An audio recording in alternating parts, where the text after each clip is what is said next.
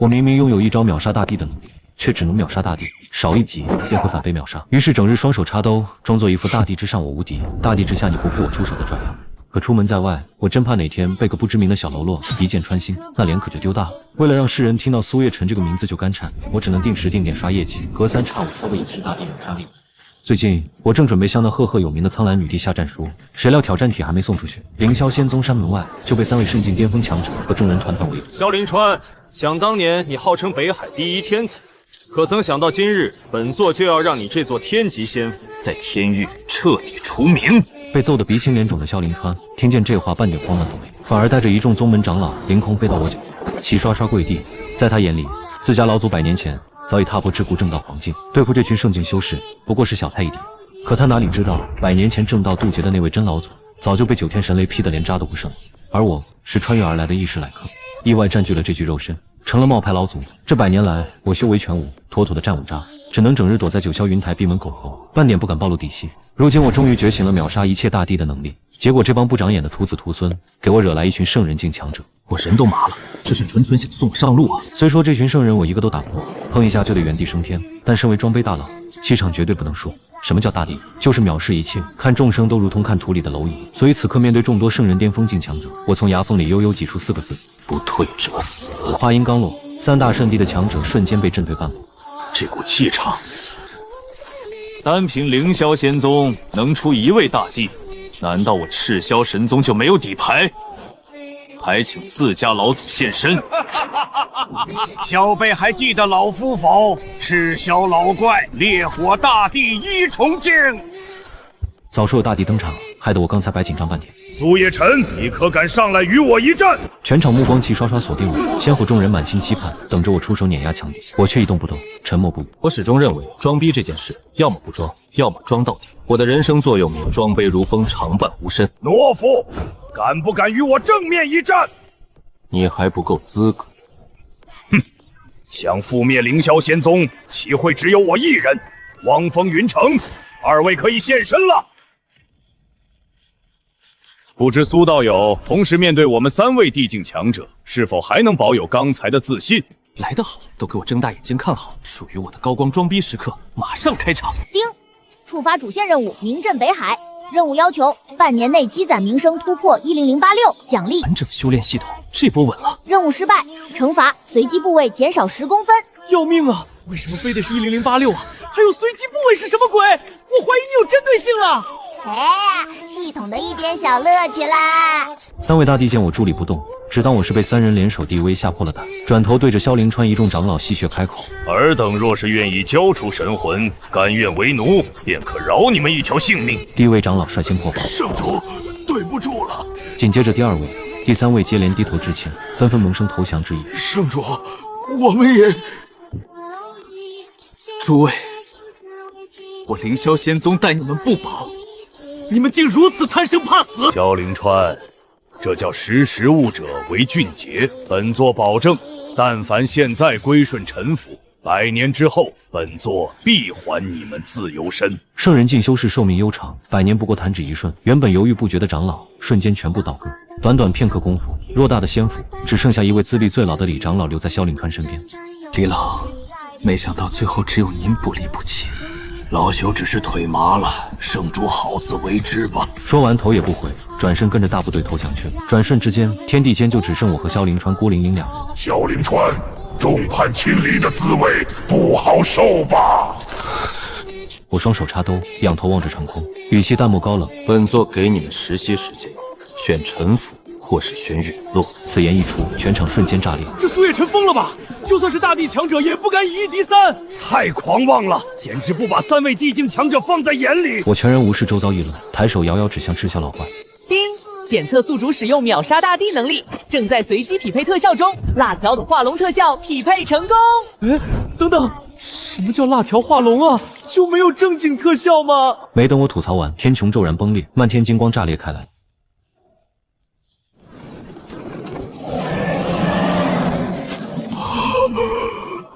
2位道友，速速救我！可他的求救毫无用处。另外2位大帝在巨龙现身的旁边，直接撕裂空间，扭头就跑。但他们万万没想到，巨龙洞穿赤霄老怪身躯后，龙爪一撕，径直钻进了那道空间通道。龙吼之声穿透虚空，震得空间通道剧烈震颤，寸寸碎裂。下一秒，2道滚烫的鲜血从空间裂缝中喷涌而出，如瀑布般倾泻而下，染红了整片天穹。3位大帝连神魂都来不及逃逸，便当场陨落，连一丝残痕都未曾留下。在场数千武宗圣人强者，尽数面如死灰。那可是3位实打实的大帝，怎么就被一招轻松秒杀了？丁，恭喜宿主击杀3位地境老祖，获得名声值+5。他他妈坑爹了吧！干掉3位顶尖大帝，就给5点名声值，想半年攒够10086，怕是要屠遍整片天域所有大帝都不够吧？系统连忙弱弱解释。宿主别激动，你这波装虽然气场拉满，但影响范围只有在场3000人，名声还没传遍整个撼天天域呢。听到这里，我的心情稍稍好转。这时，一旁的萧凌川凑了过来，一脸谄媚贼笑。老祖，强敌已灭，剩下3大圣地的人怎么处置？要不全部斩草除根？这话直接给我整不会了。我要是点头，谁动手？我半点修为没有，总不能亲自上去打架吧？这群人也不会乖乖等死啊！正纠结怎么圆场，对面3大圣地的人马齐刷刷跪倒一大片。老祖，我们先前鬼迷心窍，还请饶命！老祖，我们都是被逼前来，绝无攻打凌霄仙宗的心思。凌川，此事你怎么看？他大脑飞速运转，揣摩深意。以老祖通天修为，想要斩杀这群人易如反掌，根本没必要过问我。这么说来，老祖的本意定然是留他们性命。随即，萧凌川看向凌霄仙宗残破的景象，彻底大彻大悟。老祖是想让这些人留下来修缮重建仙府，补充高端战力。于是他拱手行礼：“老祖，不如留他们性命，命其处理重建仙府，戴罪立功。”行，你看着安排。得到我的应允，萧凌川无比兴奋，他立刻催动修为，对着下方众人厉声喝道：“交出圣魂烙印，便可免你们一死！”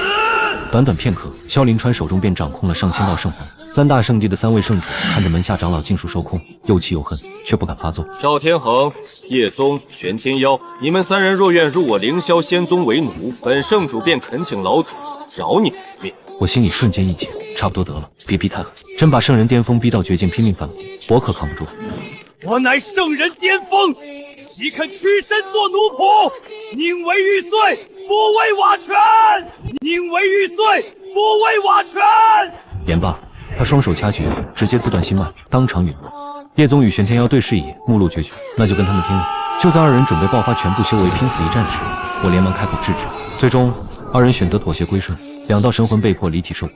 而当初背叛天机仙府的那群长老，下场最凄惨，直接沦为奴上人，日日受折辱，后悔都来不及。3天后，幽冥鬼域3生古坛旁，一位白发老者静坐垂钓。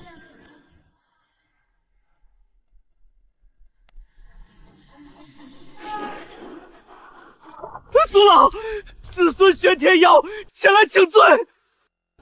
天妖，你不是随众人前去攻打凌霄仙宗了吗？何罪之有？祖老，您闭关不知情，3大圣地彻底覆灭了。他哭哭啼啼，将那日大战经过全盘道出，连自己被俘后被萧凌川发配去挑大粪的屈辱糗事也一并说出。萧凌川欺人太甚，还请祖老出手为子孙报仇。天妖，我问你，你从凌霄仙宗逃出来时，有人阻拦你吗？我趁萧凌川无暇分心，偷偷溜出来的，并无阻拦。蠢货！萧凌川或许察觉不到，可那位苏叶辰老祖岂会发现不了？你中计了。苏叶辰敢放你离开，就说明他早就知晓我的存在，故意借你试探底细。祖老，那我们也无需惧怕。1万年前，您或许不敌3位1阶大帝，但如今早已今非昔比。祖老，您突破了！祖老，您突破了！不错，我参悟3生古坛之玄妙，已然突破至3阶地境。那苏叶辰顶多与我伯仲之间。什么？苏叶辰也是3阶地境？那该如何抗衡？无妨，老夫自有妙计。天妖，你即刻返回凌霄仙宗，按计行事。另一边，我正沉浸在名声值暴涨的喜悦中。短短3天，名声值从最初的5点一路涨到1000点。丁，恭喜宿主解锁抽奖功能，单抽1000名声值每次，10连抽享9折优惠，10连保底，单抽出奇迹。一发，来一发，给我直接一发入魂！恭喜宿主抽中剑位消食片1瓶。给我整剑位消食的玩意儿干什么？你拐弯抹角骂我吃饱了撑的是吧？哎，宿主眼界浅薄，此乃仙域极品丹药，消食养胃，化解积食一绝，妙用无穷。我一时语塞，无力反驳，只能默默等待名声值继续上涨。可当数值涨到1700点后，便彻底停滞不动。怎么回事？难道我在北海天域名气还不够大？名声值看2点，一是世人对你实力的敬畏度，二是对方自身修为境界。域内顶尖势力划分：1地宫、3大教、7世家、10圣地。我如今展露的实力根本震慑不到底蕴深厚的7世家。看来写给苍兰女帝的挑战信还得继续写。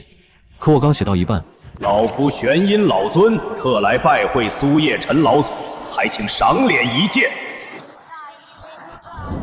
闻声，萧凌川瞬间腾空而起，严阵以待，如临大敌。他能清晰感知来人的威压远超当初的赤霄老怪僧。而正在被迫挑大粪的玄天妖听见自家族老的声音，当即扔掉粪桶。身为7世家玄家核心子弟，何时受过这种屈辱？等着吧，等族老踏平凌霄仙宗，定要让萧凌川好好尝尝苦头。然而前来的玄阴老尊并未动手发难，反而态度谦和。凌霄仙宗圣主，老夫玄阴老尊特地登门请罪。几日前，不孝子孙玄天妖愚昧冒犯。萧凌川心中一惊，好家伙，这玄天妖藏得够深，背后竟有这般顶尖地境长辈。面对一位地境强者的主动请罪，萧凌川不敢有半分拖大，连忙回礼：前辈客气，请移步问天殿身后，我即刻前去禀报老祖。族老为何不召集另外3位族老？4对1直接碾压。天妖莫急，老夫早有布局，静待时机即可。有了族老这句话，稳了。萧凌川将玄阴老尊一行人安顿在问天殿后，立刻赶往九霄云台向我禀报。老祖，殿外造访之人，乃是幽冥鬼域玄家老祖玄阴老尊，实力深不可测，大概率是3阶大帝强者。听闻来了一位3阶大帝，我顿时来了兴致。你先去好生招待，我稍后便到，1刻钟内抵达。问天殿内，玄阴老尊等候许久。圣主道友，苏老祖为何迟迟不至？苏老祖为何迟迟不至？老祖行事随心，晚辈不敢多问，前辈稍作等候，老祖很快就来。这一等又是3个时辰过去，一旁的玄天妖彻底暴怒。萧凌川，家老祖架子未免太大了。天妖，住口！我们登门赔罪，多等片刻无妨。这是苏叶尘在试探我们的诚意。他不惧我动怒，足以说明他必然也是3阶地境。玄天妖恍然大悟，默默闭嘴，暗自吐槽：这帮老怪物，套路也太多了。萧凌川更是窘迫不已，心里暗暗犯愁。老祖说好的稍后就到，怎么迟迟不见人影？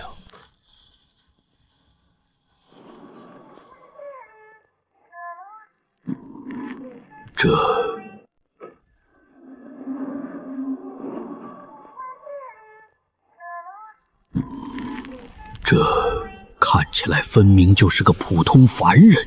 我气喘吁吁走了进来，累得双腿都在打颤。累死我了！谁知道九香云台离问天殿这么远，10几公里的山路云梯，纯靠腿走，谁顶得住？没错，我迟迟不到，不是故意摆架子，纯粹是走路走累了。这位道友，久等了，实属抱歉。我拿起桌上茶杯，仰头一饮而尽。可在玄阴老尊眼中，我的一举一动都充满深意。玄阴老尊亲近目力探查，眼底血丝密布，反复审视。可无论如何窥探，眼前之人都是不折不扣的凡人。但凡人又怎会一招秒杀3位大帝？思来想去，他态度愈发恭敬。苏道友，老夫今日专程登门赔罪。列孙玄天妖有眼无珠，冒犯尊驾，冲撞仙府，还请道友宽宏大量。内有3万极品灵晶，聊作补偿，弥补凌霄仙宗此次战乱损失。3万极品灵晶，足足抵得上凌霄仙宗10年的全部收入。灵晶再多有什么用？我要的是能长数值的名声值。当即，我熟练开启装逼模式。区3万灵晶，你当本座是街边乞丐？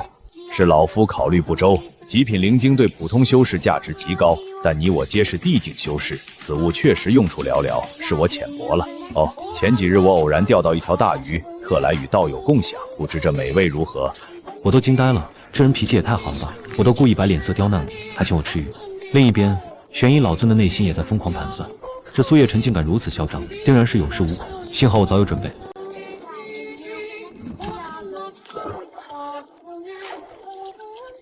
玄前辈，这鱼是？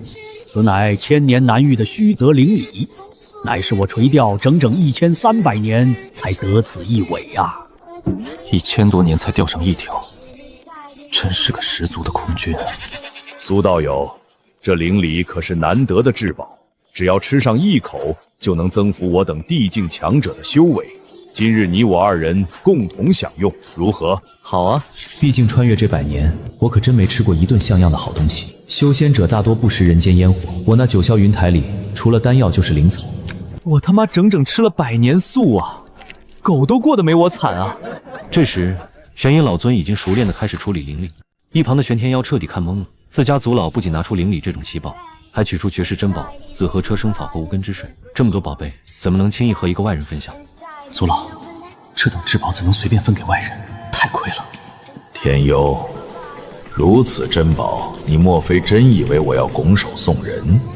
这灵鲤肉搭配紫河处生草，实则是一剂猛毒。寻常地境强者只需一口鱼汤，丹田便会瞬间炸裂。老夫来此之前，特意去3大教之一的丹心圣教讨要了3枚地级护脉丹。那苏叶辰小子可没有地丹辅助，老夫敢保证，他一片鱼肉下肚，不出半刻钟必会爆体而亡。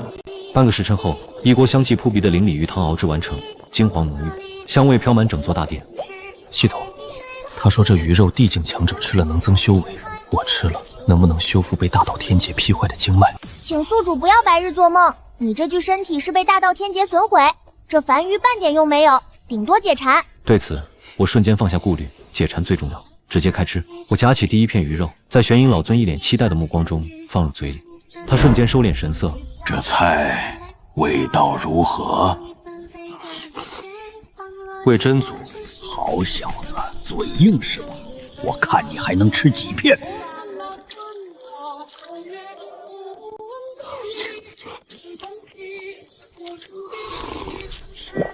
玄道友，你也吃啊，别光看着我。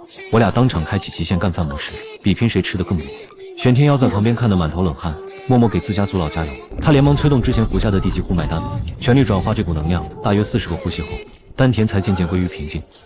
还是低估了灵鲤和紫河球生草的威力，仅仅一片鱼肉就消耗了3枚护脉丹1/5的药力。难不成他也提前服了地丹？还是说他的修为远超于我？这时我也注意到，玄阴老尊吃了一口后，就愣在那儿半天不动筷子。玄道友，你胃口不行。我的右口指定比你好。说着，他又夹起一片鱼肉吞入嘴中，强忍着腹部的胀痛，再次开口：“苏道友，该你了。”我当然不会客气，立刻又吃了一口。玄阴老尊不甘示弱，也跟着吃了一片。就这么着，开启了激烈的极限喂食挑战。这一幕让一旁的玄天妖冒了满头冷汗，在心里默念：“族老，你一定要赢啊！”尽管玄阴老尊曾说过自己和苏叶辰5-5开，但玄天妖不傻，看着族老一片接一片下肚，脸色越来越难看，明显已经越来越吃力了。很快，3枚地级护脉丹的药力就被玄阴老尊消耗殆尽。他望着碗里剩下的鱼肉，陷入了挣扎。就在他犹豫之际，我开口问道：“玄道友，这是又吃不下了？”说话间，我又夹起一片鱼肉，津津有味地吃了下去。听到这话，玄阴老尊哪能忍？他咬了咬牙，吞下了碗里鱼肉。没有了地丹辅助，鱼肉中的狂暴能量在他体内疯狂乱窜。为了压制这股能量，他的境界直接掉到了2阶地级。好在最终勉强压制住了。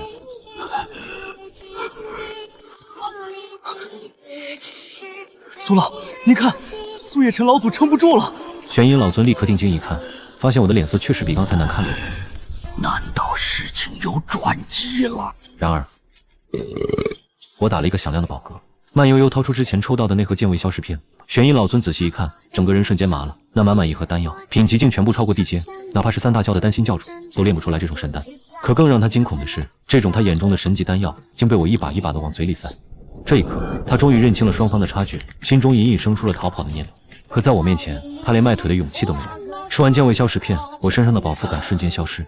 低头一看，一条灵力已经被我吃光了，只剩下一大锅鱼汤。于是我给自己盛了一勺，又给对面的玄阴老尊舀了一勺。玄道友，来，原汤化原食，再喝点汤。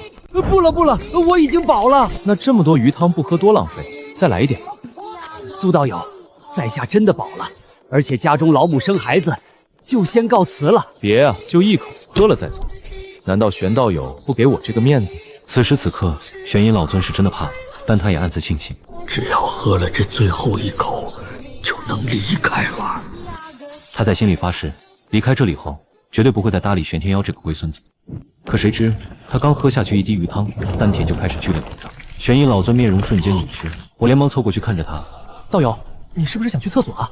修仙者也拉屎的吗？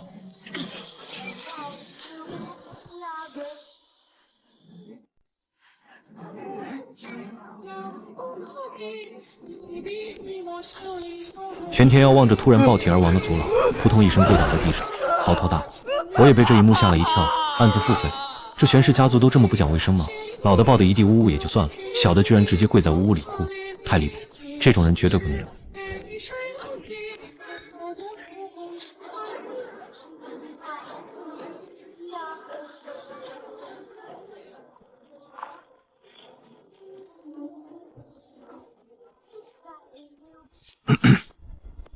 玄天喵，这位玄道友是你的长辈吧？赶紧把他的尸首带回族里，顺便你也不用回来。于是他用乾坤袋收好玄阴老尊的尸首，匆匆离开了凌霄仙宗。望着玄天妖匆匆远去的背影，萧凌川喃喃自语：老祖竟没有杀他。而此时的我却一脸肉疼，亏大了，好好一个三阶大帝，居然自己把自己毒死了，一点名声值都没捞到多少。3日后，7大世家之一的玄家祖地内，4位老者正审视着跪在地上的玄天妖，为首的正是玄氏家主玄道。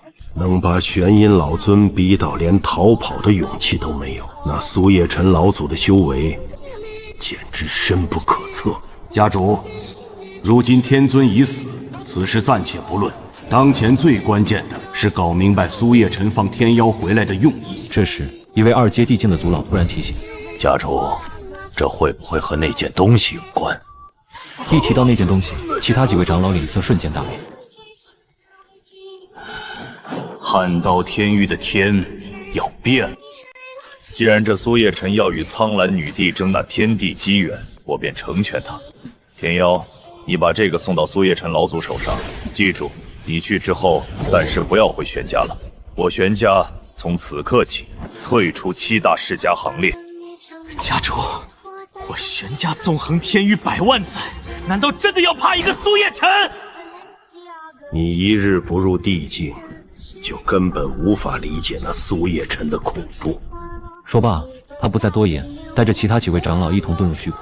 短短片刻，祖地内就只剩下玄天妖孤零零一人。可更让人没想到的是，仅仅3个时辰，整个玄氏世家所有5宗境以上的强者全部凭空消失，仿佛从未存在过一般。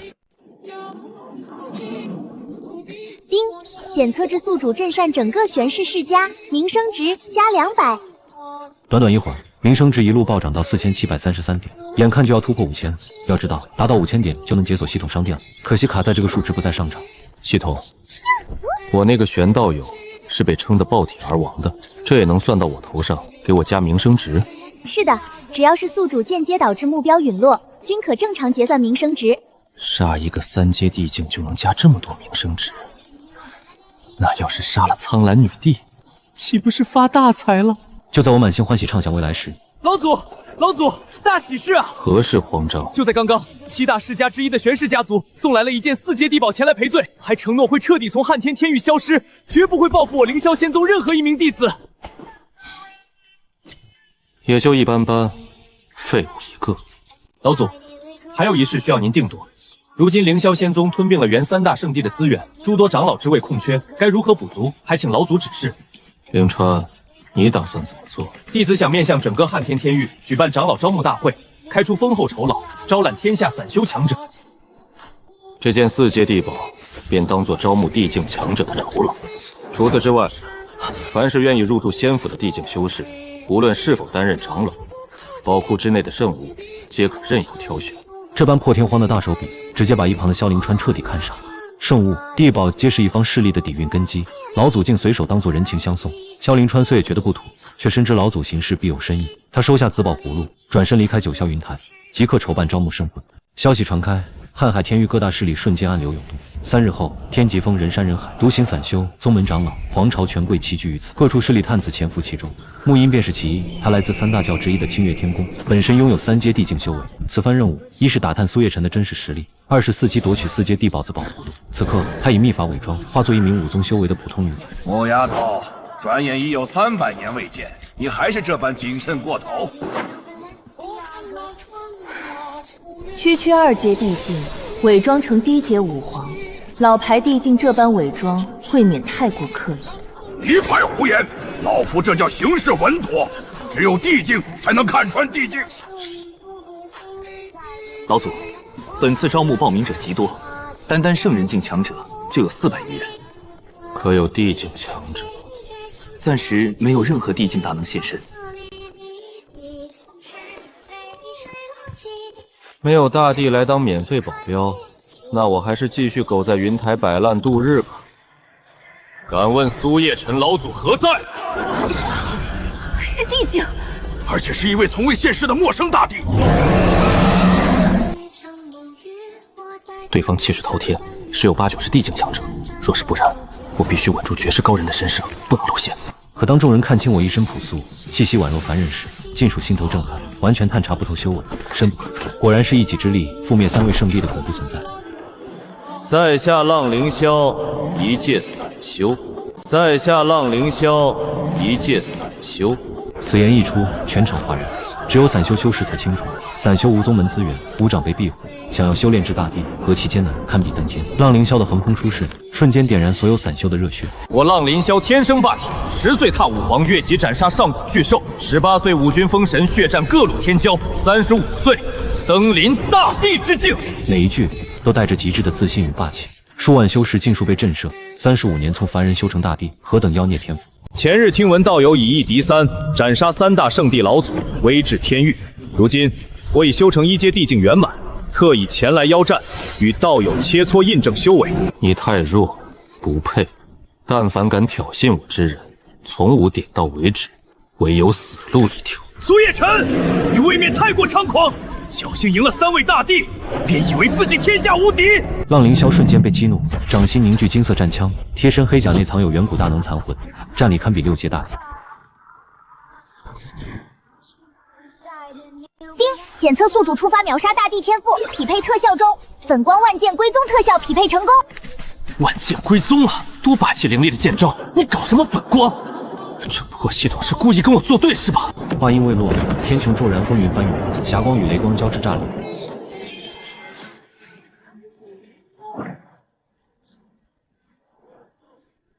与此同时，一道泛着粉金流光的锁链凭空凝现，如灵蛇般疾驰而下，精准缠上浪凌霄的脖颈，死死箍住他的咽喉。浪凌霄瞬间被禁锢，动弹不得。残魂前辈，救我！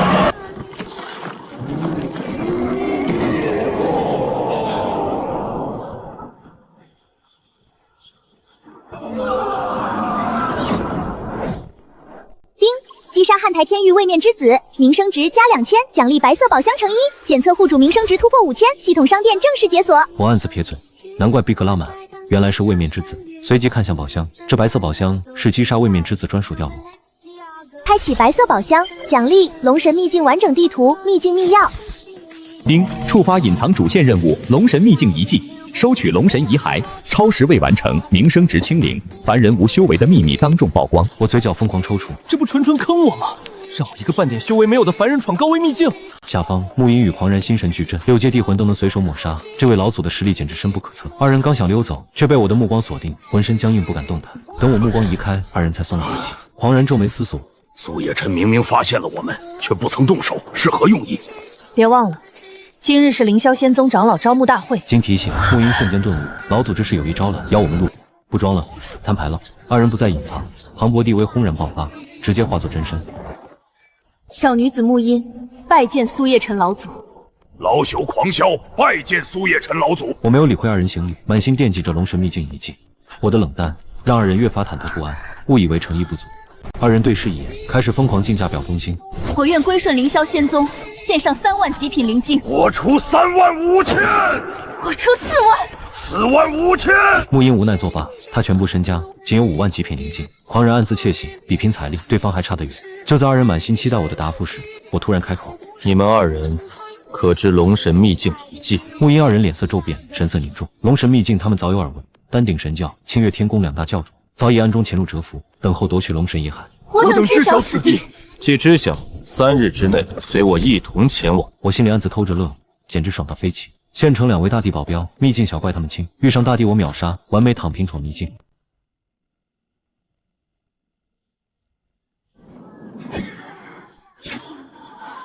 怪事已状，按星眼御剑推演，能破开龙神秘境入口的天命之子，本该今日踏临此处。我反复推演数10次，命格鬼丝毫不差，怎么连个人影都没见着？难道天道推演也有翻车的时候？话音刚落，一道身姿清冷绝美的白衣女子踏空而来，衣袂染着月华仙气，正是月华仙府府主李延梅。二人心思不谋而合，早就提前隐匿埋伏在此，就等着天命之子现身破开石门，再伺机出手抢夺秘境核心的龙神遗骸。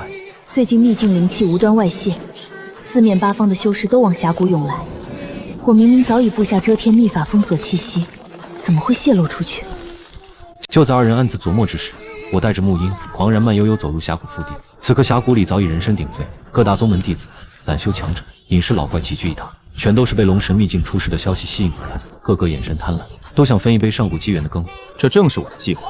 熟读修仙秘文，我再清楚不过，修士皆贪婪狡诈，秘境寻宝必定自相残杀，干脆故意散布秘境消息，让全汉天域的修士过来当免费探路炮灰、排雷工具人，我坐收渔利就行。前辈，前方封禁石门之后，便是龙神秘境真正入口。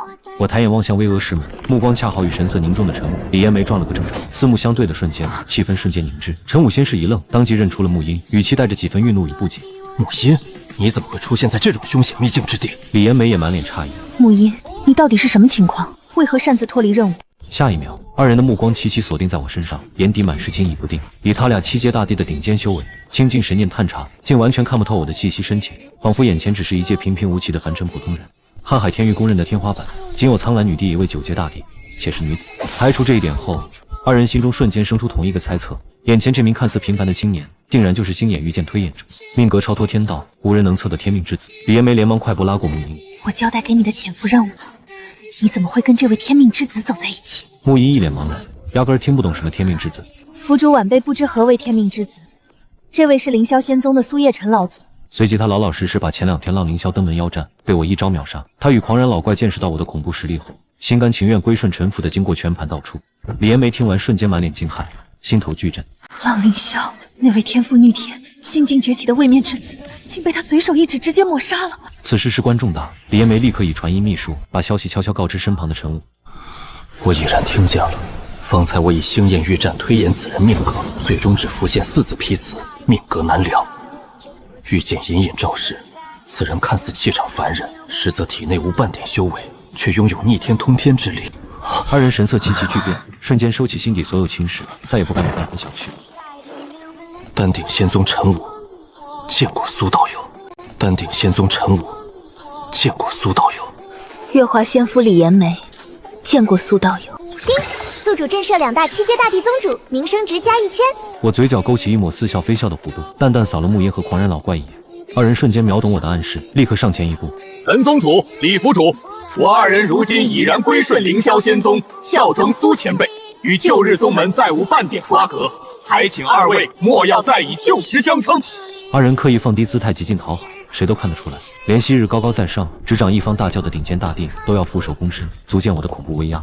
陈武、李延梅嘴角抽得快抽筋，脸都憋成了猪肝色，心里那叫一个憋屈。派出去的探子当场倒戈，还对着别人毕恭毕敬。可眼下龙神秘境近在眼前，他俩压根没空计较这破事，各自在心里打着如意算盘，都想借苏叶辰的力坐收渔利。我摸着下巴偷乐，心里的小算盘打得比他俩还响，正好借着这俩7阶大帝刷波名声值，赶紧凑够10086点数，解锁修炼系统。总不能一直做个没修为的凡人，天天靠装大老虎人，万一哪天露馅了，岂不是要被按在地上摩擦？宿主放心，就你这演技，奥斯卡都得给你颁个最佳装鬼奖。少贫嘴，赶紧盯着名声值，别漏算。好家伙，居然有人比我们还快！这5个人看着平平无奇，怎么愁着跟5个凡人似的？几位道友也是来探寻龙神秘境机缘的。陈武几人并未应声，想看看我如何回应。我淡淡点头，委托言语。既如此，不如我们同行。在下赵成，这位是司马勋和司马区，都是我星云宗的弟子，来自大齐皇朝。不知几位道友打算先往何处去？道友见笑了，我们就是几个普通散修，您看不透我们的修为，是因为我们修炼了一种屏蔽气息的秘法。说罢，他当众收敛气息，伪装成连武王都不及的武灵境。赵成凝神探查，除我之外，其余4人的修为瞬间清晰，原来只是4个武灵境小辈。他脸上的恭敬之色瞬间消失，语气也冷淡了几分。你们给我站住！秘境机缘，岂能少了我徐燕？一名红发少女从天而降，气息和赵成不相上下，显然也是个武皇强者。一番讨价还价后，2位武皇达成共识，决定联手闯秘境。可众人刚冲到石门面前，就被门上的禁制难住了。不管是什么招，石门都纹丝不动。硬的不行，来软的。老夫看这石门上的节点，应该就是阵眼。想要打开，必须找到匹配的秘药。赵老，那岂不是说我们打不开这石门了？目前看来，确实是这样。你们说的是这玩意儿？众人瞬间傻眼，眼睛瞪得比铜铃还大，满脸不可置信。靠，这小丫头片子也太没礼貌了！本老祖都没说要给你，你就敢抢？等你修炼到大帝，我就让你知道什么叫尊老爱幼。下一秒，石门缓缓开启，众人满脸震惊。谁能想到，一群武灵境小辈居然真的有开启秘境的秘药？回过神后，众人纷纷围上来，对着我狂抛橄榄枝，都想和我组队。毕竟在他们看来，我就是个自带大气运的天选之子。太好了，又能抽奖了！系统，这次千万别再抽剑位消石片、创可贴这种没用的东西了。恭喜宿主，抽中洗发水1瓶，沐浴露1瓶，附赠搓澡粘1条。系统，你是不是欠销？这是修仙世界，不是洗浴中心。我要洗发水、沐浴露有什么用？难道让我在秘境里洗澡，给龙神骸骨搓背吗？就在我郁闷不已时，徐燕突然兴奋地大喊：快看前面，有一片药源，这肯定是龙神大帝当年培育灵植的地方，这可是天大的机缘啊！燕儿，快看那里，有黄级灵魂花，足足上万株。司马勋和徐燕眼睛都亮了，二话不说就冲了过去，疯狂往乾坤袋里装灵植，恨不得把整个药园都搬空。要知道，这里随便一株灵植，拿到大齐皇朝都能引来无数修士疯抢，甚至大打出手。很快，2人就装满了整整4个乾坤袋。司马勋，你还有多余的乾坤袋吗？没了，我这里只剩最后一个了，剩下的灵植，怕是与我们无缘了。徐燕不甘心，眼神落在我身上。前辈，您还有多余的乾坤袋吗？能不能借我几个？事后我一定加倍奉还。若道友愿意相助，日后我大齐皇室欠道友一个人情。若道友嫌条件不够，出去之后可加入我大齐皇朝，享受与皇室同等的修炼资源。我依旧保持沉默。要是我有乾坤袋，刚才何必在这儿傻站半天？无奈之下，我回头看向沐音和狂然。你们带乾坤袋了吗？有的。2人连忙应声，各自掏出一个乾坤袋扔给徐嫣。木丫头，这药园里的都是些垃圾灵植，根本不值得带走。苏前辈为何要让我们借乾坤袋？不知，恐怕前辈另有打算，我们继续看着就好。就在徐燕装满第5个乾坤袋时，大地突然剧烈震动，一道摄人心魂的兽吼声轰然传来。人类，放下手中的灵植，本座可以只吃你们其中一个，留你们其他人一条狗命。放肆！一头畜生也敢口出狂言！司马勋自信自己乃是武皇巅峰，根本不把这头黑虎放在眼里。可仅仅交手一招，司马勋就被黑虎震得口吐鲜血，连连后退。道友，此黑虎修为已达半步地级，仅靠我一人，恐怕难以抵挡。还请道友与我联手除掉此虎，日后我返回大齐必有重谢。就算你要修炼资源，我也能给你凑齐。黑虎也注意到了我，惊奇地发现我身上竟毫无修为。至于我身后的2个武灵境，早已被他忽略。活了数百年的他，瞬间意识到这个看似凡人的人类绝对不简单。他立刻换上一副谄媚的嘴脸，对着我朗声道：“道友，千万别和这几个人联手，等本座吃掉他，就带你去找秘境中更好的宝贝，比这药园里的垃圾灵芝强100倍。”这一刻，沐音与狂然瞬间顿悟。原来苏前辈的一切谋划都是为了引出这头黑虎。只要有黑虎引路，就算不能直接找到龙神骸骨，也能离目标更进一步。可众人不知道的是，我看着这头张牙舞爪的黑虎，小心脏都要跳出来了。我一个手无缚鸡之力的凡人，哪见过这等凶手？宿主别怕，有木音与狂澜在，他们不敢让你出事。实在不行，你就喊大佬饶命，丢的是他们的脸，不是你的。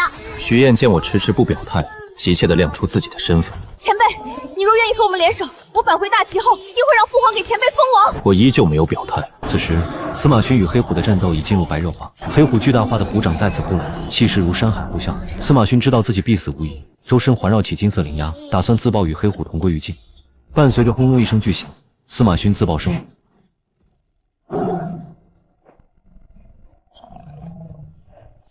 道友，本座向来言而有信。你说吧，想要寻找什么宝贝？只要本座有的，都给你。龙神骸骨在什么地方？你说的是龙神大帝的骨头？要是找这个，本座可帮不了你。你刚才不是说你向来言而有信吗？主要是龙神大帝的骨头在地宫中央的问神塔顶，想要上去必须经过我父亲的同意。我父亲最讨厌人族修士，你要是去了，肯定会被他吃的渣都不剩。不如你要点别的。你父亲什么修为？我父亲的修为，说出来吓死你们。这么说吧，你们人族的圣人，在他面前也就一巴掌的事。按你们人族的境界划分，他就是大地境。怎么样，吓到了吧？快带我们去，正好缺个大地级的导游。黑虎瞬间懵了，他还是第一次见这么主动找死的人族修士。他一边在前面引路，一边在心里嘀咕：爹，儿子来给你送口粮了。另一边，问神塔第8层，一名绝美女子面色痛苦地盘膝而坐，拼尽全力运转丹田内的灵气，可一切都是徒劳。丹田中的业火不断灼烧着她的修为，9阶大帝、8阶大帝、7阶大帝，仅仅1个时辰，她的修为就从9阶大帝暴跌至圣人境巅峰，且还在持续下跌。这第8层的试炼，竟然是天道诅咒。当年龙神大帝果然越过了这最后一道劫，难怪能飞升天外。这天道诅咒足以让我失去全部修为。龙神骸骨，我终究还是差了一步。最终，他的修为被诅咒彻底吞噬，沦为一介凡人，寿元也所剩无几。想不到我苍兰女帝纵横天域数10万载，受万方朝拜，最终竟要陨落在这小小的塔里。与此同时，我们跟着黑虎来到了地宫中央，只见一只体型庞大的老虎正趴在地上打盹休息。黑虎上前介绍道：介绍一下，这是我爹黑心虎。那你是不是叫黑小虎？你怎么知道？臭小子，你还晓得回来？是不是又跑到灵药园偷吃去了？老子跟你说过多少遍，那是你伯父龙神大帝的药园，没有他的允许，不许去碰。爹，龙神伯父不是早就嗝屁了吗？那药园都荒芜了，吃几株怎么了？放屁！老子跟你说过多少遍，你龙神伯父没死，没死，懂吗？正因如此，现在地宫内来了不少人族修士，都是为了这骸骨而来。当年我受你龙神伯父不少恩惠，你记住，我们身为问神塔的守护者，就算是死，也要保护好龙神骸骨。其实就在不久前，来了一位强大的人族修士，把我胖揍了一顿，打得我连还手的力气都没有。你小子修为不到地级，最近别到处乱跑，免得被人族修士扒了皮，炖成虎汤。爹，你可说反了。你看，儿子给你带来了什么？我要吃一个。这3个人看上去肉可能有点硬，爹，你别嫌弃。真是长大了，知道孝敬老子了。正好他一肚子气没地方发泄，说话间，他不等我们反应，便朝着我们发起了攻击。舒坦，一掌拍死3人族小修士，这种解压小游戏真是太爽了。烟雾散去，我们3人完好无损地站在原地，身上甚至连一点灰尘都没有。黑心虎不蠢，瞬间明白中间这个看似凡人的男子才是3人中的主导者，必定是大佬中的大佬。他瞬间汗毛倒竖，蜷缩成一团，满脸恐惧。黑小虎看着自己平日里威风凛凛的父亲，此刻竟像一只小猫一样炸毛，满脸不解。爹，你怎么炸毛了？他们就是几个凡人，你怕什么？一个坑爹的东西！这是大佬，是能把老子按在地上摩擦的大佬。你想害死老子吗？随后，他连忙趴在地上，连滚带爬的来到我面前，语气谄媚到了极点，尾巴都摇成了波浪鼓。几位前辈恕罪，孩子小不懂事，不懂事，之前都是闹着玩的，误会，全都是误会，误会，全都是误会。我就是想给前辈们表演个虎掌拍地，绝没有冒犯的意思。龙神骸骨可在此处。回前辈，在问神塔第9层。爹，你刚才不是说你和龙神大帝交情甚厚，就算是死也要保护好龙神骸骨吗？前辈，您别听这逆子胡说。我跟龙神大帝真的不熟，他当年也就是给了我一块肉吃，算不上交情。保护骸骨什么的，都是我瞎吹的。前辈想要尽管拿。看着如此狗腿的黑心虎，我终于明白为什么这么多年瀚海天域明面上只有苍兰女帝一位大帝，搞了半天全是些怕惹事的老滑头。宿主精辟，修仙界的生存法则就是打不过就装怂，怂不过就跑路，跑路不行就认爹，主打一个灵活变通。前辈，如果你们想要龙神骸骨，还请尽快登塔。刚才已经有人捷足先登了，现在应该在第8层了，再晚一步，恐怕就被人抢先了。什么？有人已经上去了？难道是老教主？我心中也一紧，必须抓紧时间，不能被人捷足先登，否则隐藏任务失败，我没有修为的秘密就会彻底暴露。我们转身朝着问神塔走去，黑心虎望着我们的背影，松了一口气。好险，现在这些人类真是越来越恐怖了。还好老子反应快，不然今天就交代在这儿了。正巧此时又有2位人类修士赶来，黑心虎仔细探查了一遍又一遍，确认2人真的只是武灵境修为。积压的怒火瞬间爆发，他一声嘶吼，几乎要将之前受的气全部发泄出来。人族修士都得死！可话音刚落，面前2人的气息便骤然暴涨，原本伪装的武灵境修为瞬间攀升至7阶大帝。李延梅身形一转，一脚轰地，将他按在地上动弹不得。咦，这地宫中央竟有一头地阶灵兽镇守。紧接着，手持天机盘的陈武匆匆赶来，目光落在前方古塔上，这座塔便是推演中的问神塔。龙神骸骨的具体位置，这头守护兽必定知晓。不等李延梅开口逼问，黑心虎早已吓得魂飞魄散，当场认怂，主动化身带路虎，谄媚说道：“2位前辈息怒，龙神骸骨就在问神塔第9层。此塔有规则限制，唯有地境修士方可进入。方才已有4个人族修士上去，其中1人应该已经抵达第8层了。”陈武与李延梅对视一眼，陷入沉思。在2人看来，能踏入问神塔的必定是地境强者，大概率是苏叶辰3人。可第4个人又是谁？你说有4个人，剩下1人是谁？陈武沉声追问。是一名女子，修为深不可测。你确定第1个进入问神塔的是女子？2位前辈，千真万确，绝不敢撒谎。是苍兰女帝，她竟然比我们和苏叶辰抢先一步去夺龙神骸骨了！快走，去问神塔，先别管这只猫了。直到过了许久，黑心虎才敢缓缓抬头。一旁的黑小虎小声喊道：“爹，他们走了，你可以起来了。”起什么起？起不来了。起什么起？起不来了。黑心虎瘫在地上，生无可恋地叹了口气。现在外面的人族修为都这么恐怖了吗？难道我跟不上时代了？正当他陷入无限自我怀疑时，黑小虎的叫喊再次传来：“爹，快看，前面又来了一拨人！”抬眼望去，地宫中央，8名武王修为的人族修士列队走来。尽管对方修为不高，可他却发自内心感到恐惧。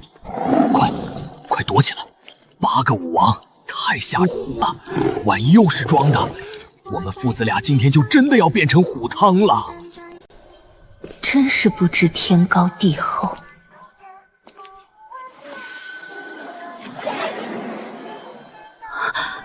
怎么会？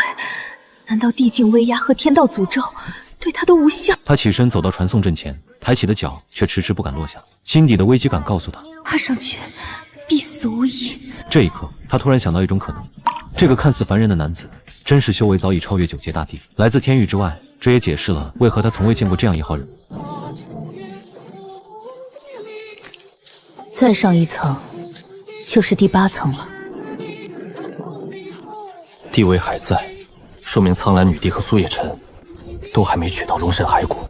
苏叶辰深不可测，苍老女帝多年前便已正得九阶大帝，我们真的能抢过他们吗？月儿，我早有准备。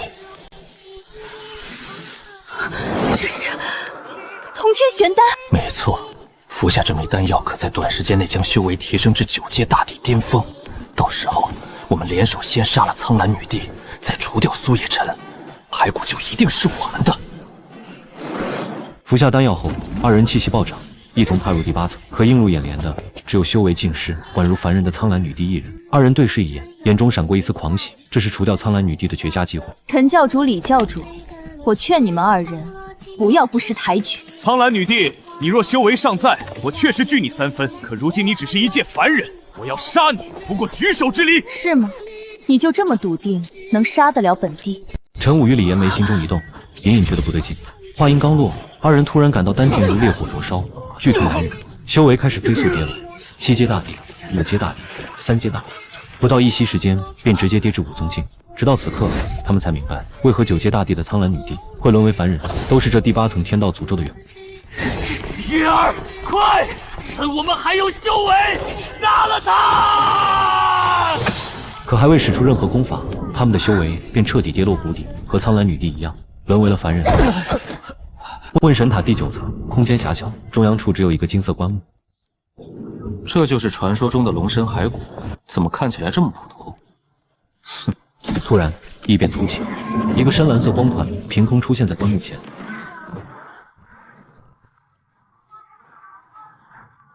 光团环绕着金色棺木，一道模糊的虚影缓缓显现。大胆凡人，见我龙王大帝传承者，为何不拜？老逼灯，死了就少作怪。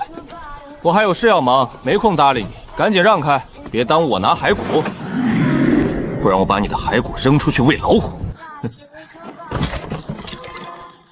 道友，我还没说完传承之事。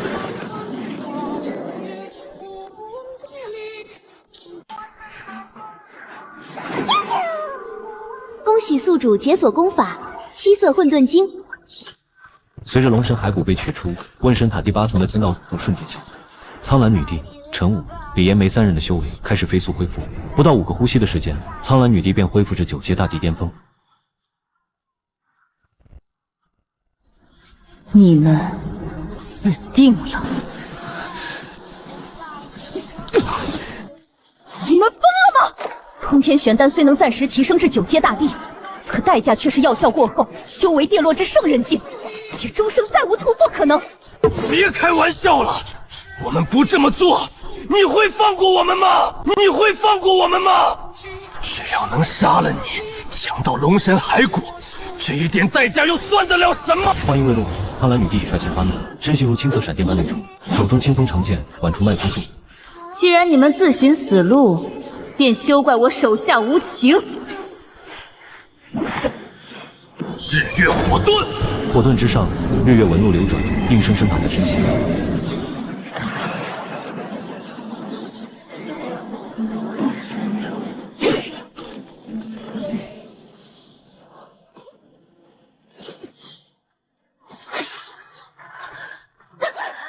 延梅，联手！周身惊红火焰再次暴涨，化作数道火焰长鞭，朝着苍兰女帝席卷而去，将苍兰女帝的退路死死封住。李延梅会意，指尖结印，蓝白色火焰凝聚成数枚冰火球，精准朝着苍兰女帝射去，试图困住苍兰女帝的身形。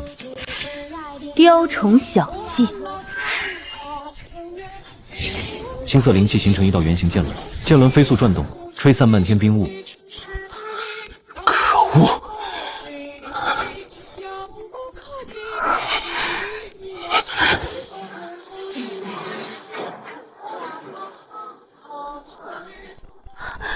哈哈哈！苍兰女帝，这是我两教绝学日月神火诀。上古时期，我教老祖曾用此功法越级斩杀9阶大帝魂天帝，你将是第2个。苍兰剑域，你！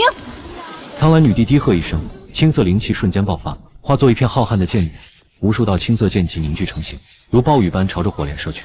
剑气与火焰相撞，发出震耳欲聋的爆炸声。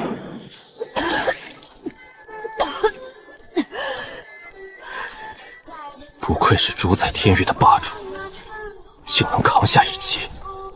不过，也到此为止了。二人同时咬破指尖，将精血融入火焰之中，两簇更加强盛的赤阳火与寒月火再次融合，凝聚出一朵比之前大上数倍的火莲。苍兰女帝心中一沉，一股死亡的寒意瞬间笼罩全身。她能清晰地感觉到，这朵火莲的威力比上一朵要强上数倍。难道我纵横天域数十万载，今日就要陨落于此？就在这千钧一发之际，一道剑身凭空出现，挡在他身前。还好赶来及时，差点浪费本老祖一个任务。前辈无需多言，本座护你周全。这怎么可能？难道苏叶辰老祖的修为已经超过9阶大帝了？月儿，莫怕，他刚从第9层出来，必定是获得了龙神大帝的传承，借问神塔的力量稳压我们而已。天道规则限制，超越大帝者必遭天道排斥，他绝不可能踏入传说中的求道界，否则龙神大帝当年也不必飞升其他位面了。苏叶辰，交出龙神传承，本君主可让你死得痛快一些。区大帝又不是武王强者，也敢在本老祖面前叫嚣，希望你等会儿还能站着跟本座说话。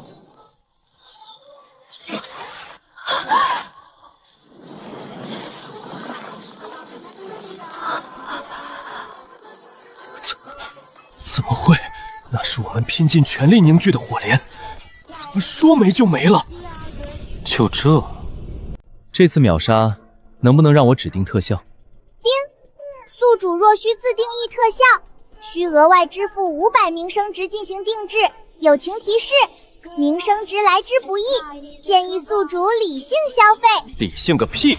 老子现在名声值多的是，还差这500，赶紧的，给我整个最炸的！检测宿主动用秒杀仙尊能力，正在加载专属特效。佛焰火莲同款特效装载成功。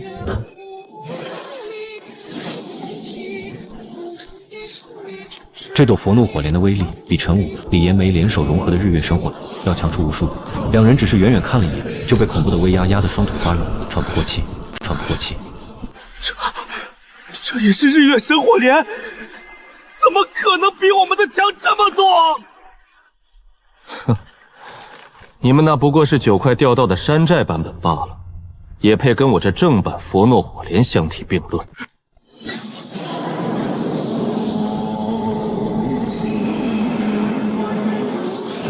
莲心的佛印愈发清晰，轰鸣声震耳欲聋，虚空被灼烧的扭曲变形，无数细小的空间碎片掉落。你看，这牌面不就来了？500名声值，值回票价。面对灭世般的佛怒火莲，陈武只剩一个念头：逃命！快逃！问神塔的阶梯就在身后，距离不足1丈，可这短短1丈之地，对此刻的陈武和李延梅而言，却如同天堑鸿沟，双腿像灌了铅一样，半步都难以跨越。对此刻的陈武和李延梅而言，却如同天堑鸿沟，双腿像灌了铅一样，半步都难以跨越。哼，现在想逃，晚了。佛怒之下，鬼魅无存。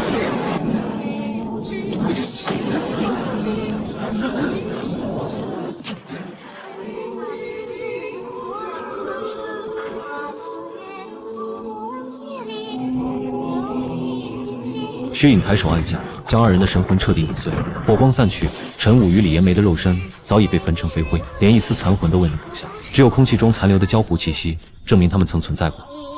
同一时间，遥远的一处上古仙山，沉寂无尽岁月的33座古老墓碑，今日骤然震动不休，碎石簌簌掉落。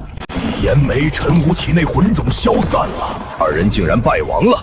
究竟是谁能斩杀李延梅与陈武？难道是苍狼女帝？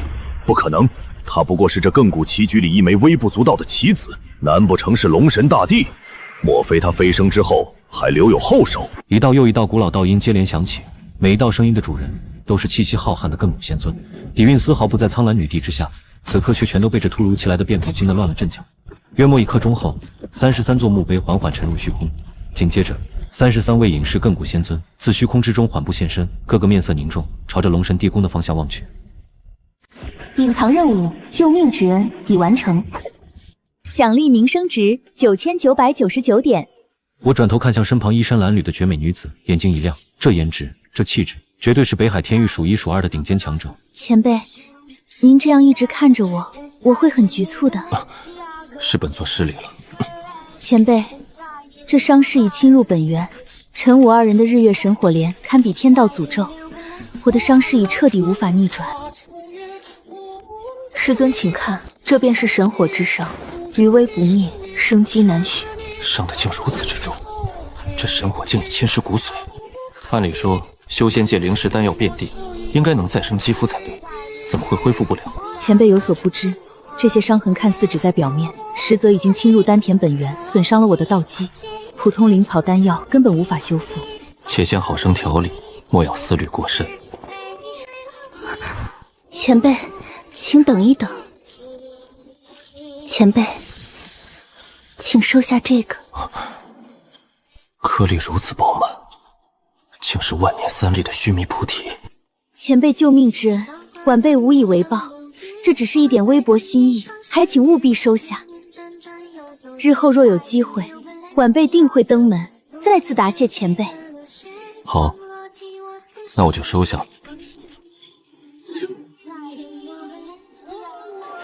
这2瓶也是我家乡的特产，送你当做回礼。多谢前辈恩赐，这其中的气息竟远超仙阶，这太过贵重，晚辈不能收。拿着便是，莫要啰嗦。修行数万年，竟从未闻过如此沁人心脾的芬芳。这是洗发水，专门用来洗头的。这是沐浴露，用来清洁身子的。你回去洗澡，每次只用抹一点点就够，别用太多。修士一心修炼，估计从没见过洗护用品这类东西。这竟是远超仙界的无上奇珍，前辈随手所赠，竟是通天造化。前辈大恩，晚辈没齿难忘。多大点事儿，不就是2瓶洗澡用品吗？至于这么大礼吗？看来你们玄幻世界的修士只顾修炼，生活方面实在太落后了。快起来吧。前辈，我送您。苏前辈，让您失望了。我本想登上第4层，却实在扛不住上面的地位，只能退回第3层，与狂染道友在此等候。苏前辈，你应该已经拿到龙神遗骸了吧？丁，宿主完成超高规格实力震慑，名声值加120。我一眼便看出这波名声值是从狂然、木青身上刷来的。看来在大地级强者身上完成震慑，都能触发高质量名声值奖励。只是反复在同一批人身上刷，奖励会变少。苍兰女帝走到我身旁，看向2人问道：“前辈，这2位是？”这是我新招揽的木长老、狂长老。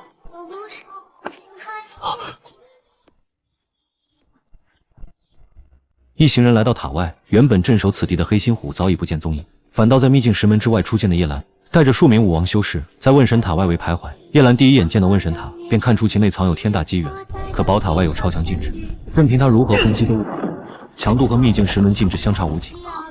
他只能在外围等候，想伺机寻找进入之法，直到我们一行人走出古塔。是你们！叶兰看到我们从塔中走出，立刻带着7名武王修士上前，将众人团团围住，眼中杀气毕露。在他看来，秘境石门是我破开的，那问神塔的禁制我也一定能解开，塔内机缘必定落在我们手中。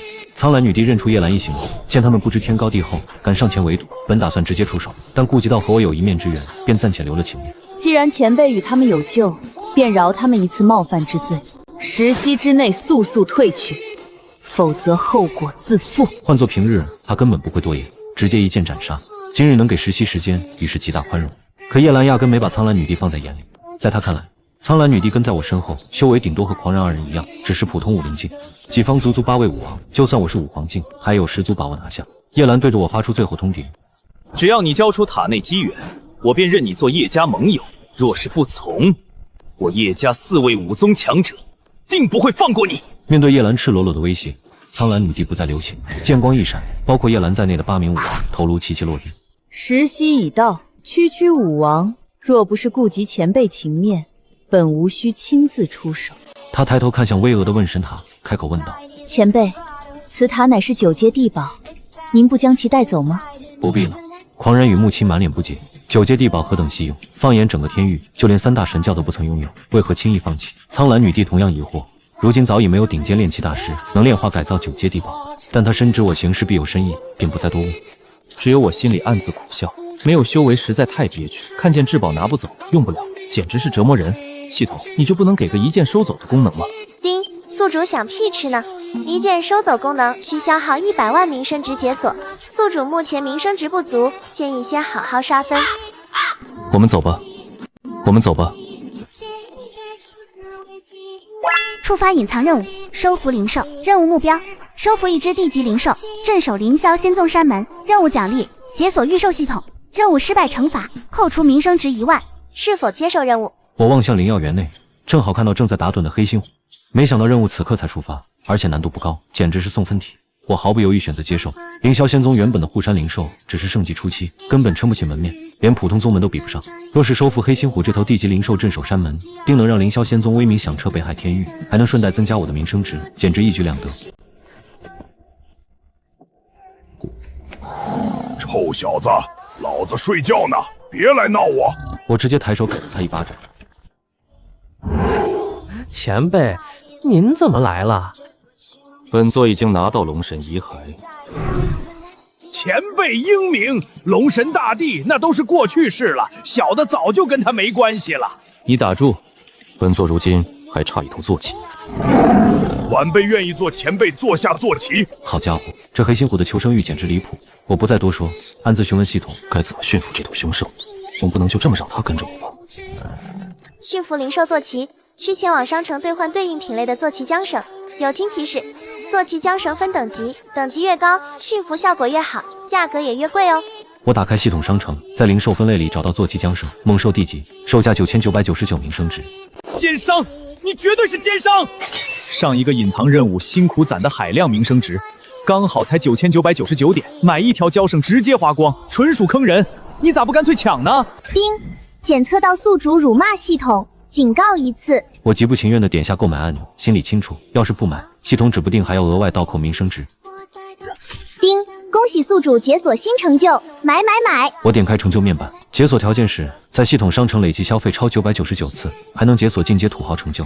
单解锁基础成就，只给了5点名声值，简直像花豪车前只送几10块代金券，无比坑爹。我拿着刚兑换的坐骑缰绳，准备套上黑猩虎脖梗。黑猩虎下意识往后缩了缩脑袋，小心翼翼改口：前辈，主人，晚辈有一事相求。何事？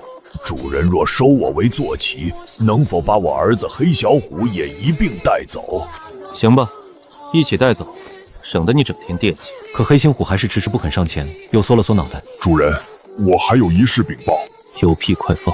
龙神大帝的遗迹禁地，不是我们父子能随意离开的。黑猩虎说着，翻身躺倒，露出雪白的肚皮。只见他腹部刻着一道极其繁复的禁制纹路，散发着淡淡的龙威。当年龙神大帝飞升前，与我定下契约禁制，命我世代镇守问神塔，守护龙神骸骨。一旦违背契约，便会神魂俱灭，生死不由己。小的也想跟着主人，可实在不敢违背契约呀。听到这话，我瞬间感觉被系统狠狠坑了一把。果然，系统声音在脑海响起：宿主是否使用一键抹除禁制功能，需消耗名声值1万点。我气得差点原地爆炸。你故意的吧？你明明知道我名声值刚花光，还搞这一出。系统只是如实告知，宿主自己没考虑周全，可不能怪系统哦。无奈之下，我只能先把之前女帝送我的须弥菩提拿出来，兑换成名声值。幸好这果子稀有，直接兑换了1万点名声值。兑换成功，刚好够抹除禁制。禁制解除，黑猩虎兴奋地像只小猫，主动凑到我身前。在坐骑缰绳的力量牵引下，它庞大的身躯缓缓缩小，变成普通猛虎大小。隐藏任务收服地级灵兽已完成，预售功能正式解锁。解锁预售功能，奖励地级升阶丹乘1。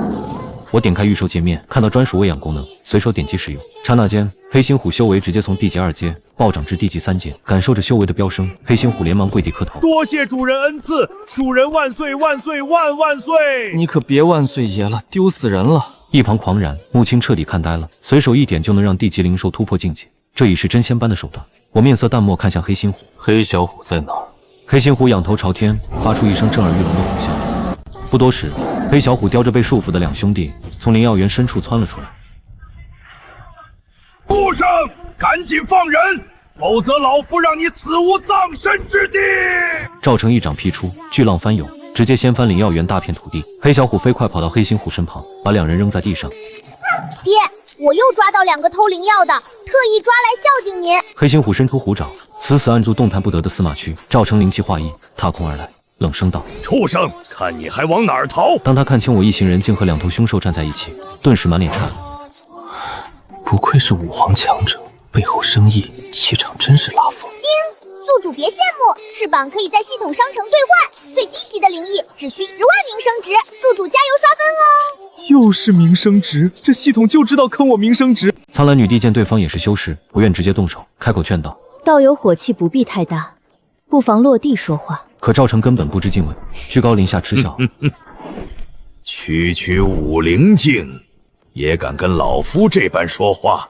随即目光转向我，语气咄咄逼人：“道友出现在此地，莫非与这2头凶兽是一伙的？”算是。道友可想清楚？赵成周身气息暴涨，从武皇巅峰直接斩落武宗初期真实修为，刻意隐藏的实力彻底放开。一介散修修到武皇不易，若执意包庇凶兽，老夫不介意送你们一程。麻烦。响指落下的瞬间，我指尖凝出一缕璀璨的金紫色符文，符文飞速射向赵成，瞬间缠绕住他的周身。赵成脸色骤变，瞳孔骤缩，想要催动武宗灵气震动，却发现那金紫色符文如枯骨之躯，死死锁住他的灵气，连一丝一毫都无法流露。紧接着，符文骤然爆发，化作漫天金紫色光刃，密密麻麻地朝着赵成切割而去。光刃所过之处，虚空被切割出细小的黑色裂痕，发出滋滋的悲鸣。赵成发出一声凄厉的惨叫，身体被光刃瞬间切割成无数碎片。每一块碎片都被金紫色符文引燃，化作带着火星的灰烟，连神魂都未能幸免，化作一缕青烟消散在空气中。被按住的司马区亲眼目睹全程，早已吓得魂飞魄散，连武宗长老都不敢招惹的巨虎，竟对我俯首称臣，那我的修为该有多恐怖？司马区对着我连连磕头：“晚辈有眼无珠，冒犯前辈威严，还望前辈恕罪。”黑心虎看向地上2人，警示道：“主人，这2人如何处置？”我想起黑小虎抓他们时说2人偷盗灵药，开口问道：“你们偷了东西？”司马区连忙停止磕头，露出腰间乾坤袋，慌忙辩解：“我等不知是前辈禁地，若早知分毫不敢冒犯。”黑小虎一把扯下司马区腰间乾坤袋，从中取出一枚巴掌大的巨蛋。爹，他们偷的就是这个，这是龙神大帝遗留的血脉之卵。不懂别乱说话，有东西先呈给主人，懂规矩吗？他将巨蛋恭敬递到我手中。神龙血脉！一旁狂然与木青瞬间惊呼，2人看向我的背影，心中越发崇敬。而我拿着手中的血脉巨蛋，心里只在琢磨，看着跟鸡蛋差不多，应该不能吃吧？主人，这人如何处置？我握着血脉之蛋，久久没有触发任务，也没有增加名声值，看来留着毫无用处。我面无表情开口：“你自行处理。”此事了结后，我让狂然、木青引路，准备离开遗迹。我骑上缩小后的黑心虎，众人沿原路返回，走出秘境石门。离开龙神地宫后，我骑着黑心虎径直返回凌霄仙宗。一路上，苍兰女帝紧随身后，欲言又止，直到凌霄仙宗山门映入眼帘，她才终于停下脚步。有事直说。苍兰女帝深吸一口气，郑重开口：“晚辈愿以整个苍兰仙宫为聘，恳请前辈收我为徒，恳请前辈收我为徒。”这话一出，狂然与木青当场愣住。苍兰仙宫可是北海天域顶尖大势力，统御天域数十万年，苍兰女帝竟甘愿奉上整个仙宫，只求拜师。我沉默片刻，脑海响起系统提示：叮，检测到苍兰女帝拜师请求，是否接受？接受，奖励名声值，解锁天域共主称号；拒绝，奖励名声值5万名。收。苍兰女帝瞬间激动，浑身颤抖，重重磕下3个响。弟子叩谢师尊。叮，恭喜宿主收下首位弟子，名声值加5万。原来收徒弟这么赚。3日后，凌霄仙宗举办盛大拜师礼，苍兰女帝拜师凌霄老祖，意味着我的实力早已超越9转仙尊境，北海天域格局彻底改写。我端坐凌霄仙宗宝座，心里只有一个念头：全是名声值。叮，名声值加1200。叮，名声值加800。叮，名声值加2000。系统提示音络绎不绝，短短3日，我的名声值直接突破10万大关。1个月后，我终于有空开启系统签到功能。叮，签到成功，获得奖励修仙秘籍。这不正是我梦寐以求的东西？此秘籍专为无修为凡人打造，正常修炼需1万年，可突破至武王境。1万年？系统你在逗我？宿主可消耗名声值加速修炼，每1万名声值缩短1年修炼时间。1万年需要1亿名声值，我如今只有10万，杯水车薪。无奈之下，只能暂且搁置修炼。3年时光转瞬而过，凌霄仙宗已然坐稳北海天域第一势力，苍蓝仙宫3大教尽数封我为共主，10大圣地全部归附，我的名声值也累积到了惊人的120万点。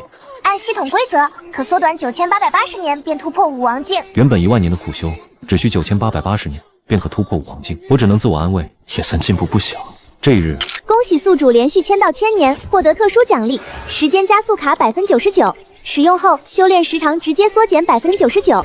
我看着这张金光闪闪的卡片，99%的时间加速，原本9880年，现在只需98.8年便可修成，我毫不犹豫直接使用。时间加速卡使用成功，修炼时长缩减至98.8年。98年，对寻常修士不过弹指一瞬。我低头看着自己悄然生出细纹的手指，暗自询问：我如今多少岁了？寿命还剩多少？叮！宿主大大别怕老，您吃得好，徒弟送得早，长命百岁若报了。现在您的寿命余额已充值到2000岁啦！我长长松了口气，还好够用。98年后，我终于成功突破至5王境初期，再也不是手无缚鸡之力的凡人。苍兰女帝第一时间前来道贺。恭喜师尊突破境界。98年光阴，他伤势尽数痊愈，修为更是突破至传说中的求道境初期。狂然，母亲虽未正式拜师，也以弟子礼前来恭贺。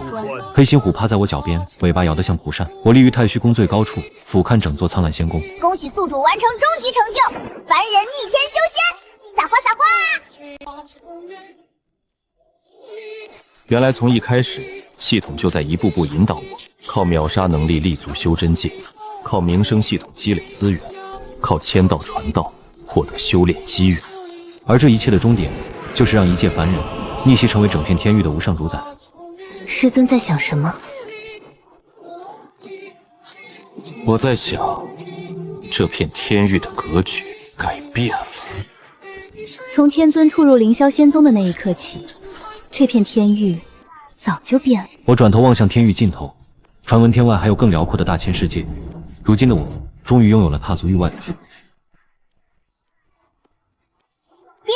检测到宿主立下探索域外新目标，是否开启全新篇章？开启。